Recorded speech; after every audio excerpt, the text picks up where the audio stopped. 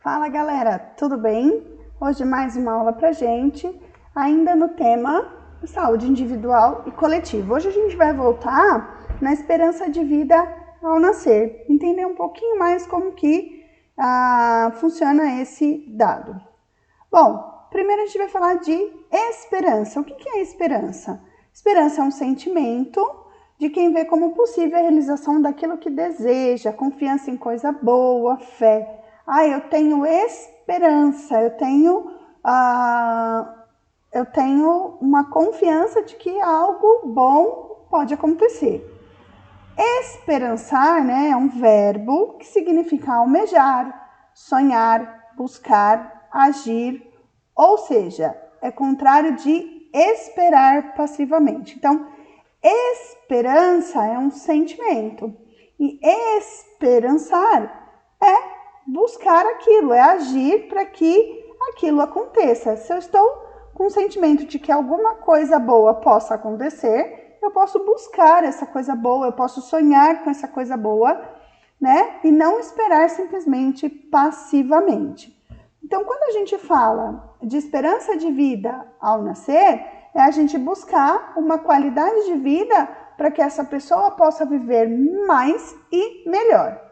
Então, a esperança de vida ao nascer é o número médio de anos de vida esperados para um recém-nascido. Mantido o padrão de mortalidade existente na população residente em determinado espaço geográfico no ano considerado. Então, quando eu falo em aumentar a esperança de vida, eu estou falando em esperançar, em agir, em buscar. Então, esse número médio de anos de vida, ele pode ser melhorado. Não é simplesmente viver mais, mas é viver mais e com qualidade.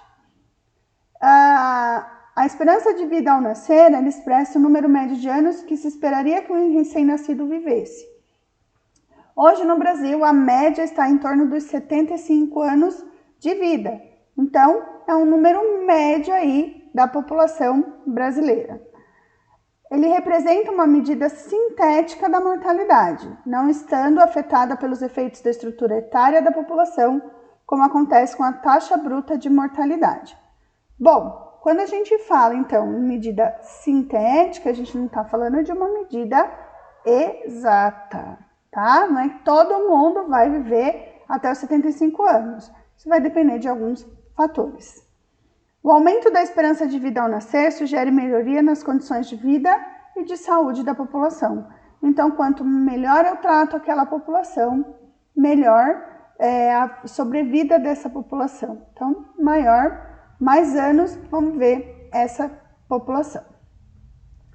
Bom, média e populações, como a gente falou, é uma média. A média é um valor bastante útil quando desejamos comparar dois ou mais grupos de dados. Então, eu estou comparando uma média da população, eu estou comparando quanto vive em média.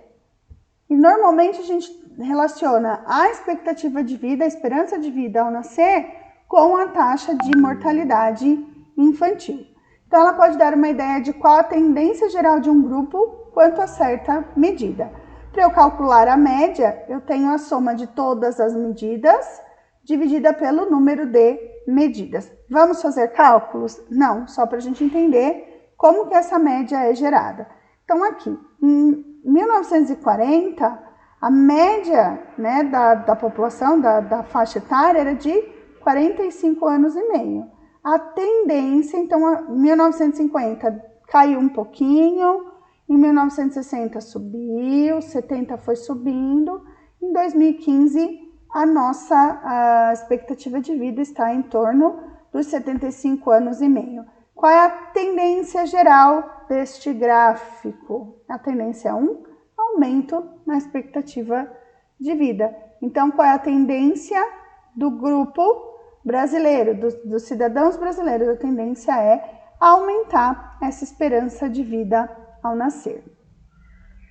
Como eu falei, ela está inversamente proporcional à taxa de mortalidade infantil. Então, enquanto eu aumento a quantidade de anos de uma determinada população, se eu melhoro algumas condições, eu estou diminuindo a taxa de mortalidade infantil. A taxa de mortalidade ela vai ser determinada por grupos. Então, no caso aqui, crianças de recém-nascidas até 1 ano de idade, né? Eu considero como mortalidade infantil.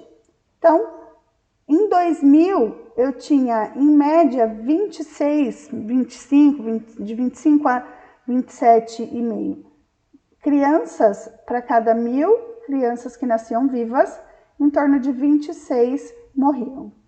Em 2015, eu diminuí para, em média, 13, 14 crianças para cada 1.000 nascidos vivos. Olha, a tendência do gráfico é diminuição, diferente da esperança de vida. Em 2016 eu dei uma leve subida, mas a tendência é essa diminuição. O que aumenta a esperança de vida ao nascer? A saúde da população.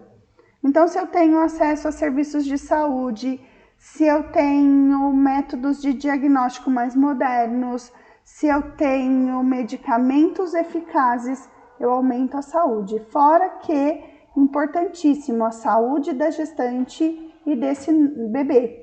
Então, quando eu cuido da gestação, dessa formação desse novo ser, eu aumento também a sua esperança de vida, porque eu vou diminuir as taxas de mortalidade infantil. Quando eu cuido dessa criança, desde a sua concepção, né, até a hora do parto e depois, eu aumento a sua esperança de vida também, diminuindo lá a taxa de mortalidade infantil.